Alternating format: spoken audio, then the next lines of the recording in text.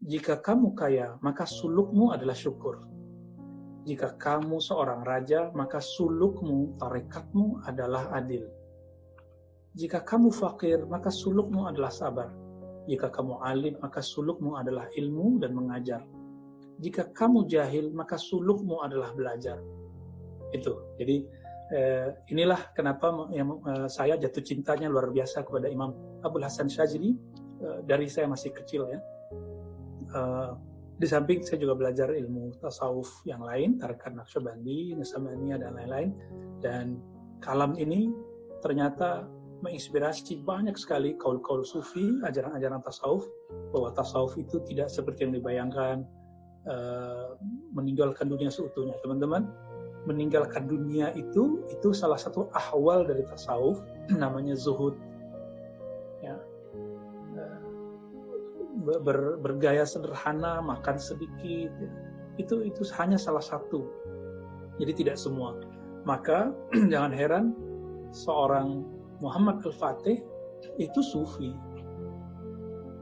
Karena di zaman itu zaman berperang, maka kesufian itu suluknya seorang raja di zaman berperang adalah jihad fisabilillah. Nah, ternyata beliau setiap kali perang bawa seorang guru namanya Syekh Syamsuddin. Ya.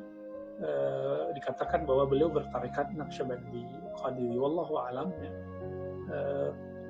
Dulu di zaman Sayyidina Abdul Qadir Jilani, ada Salahuddin Al-Ayyubi berguru kepada Abdul Qadir Jilani dan muridnya Ibnu Hudayb Al-Ban. Ya. Artinya apa? Ternyata seorang raja itu tidak perlu keluar dari kerajaannya. Seorang aktivis politik itu nggak perlu keluar dari perjuangan politiknya. Jadi bersuluklah di sana sembari mengamalkan zikir dari gurunya. Nanti orang yang mengamalkan nama-nama Allah, maka Allah akan mengilhami makna-makna, ilham-ilham yang sesuai dengan kondisinya. Jika dia seorang raja tadi, maka terilhami untuk adil.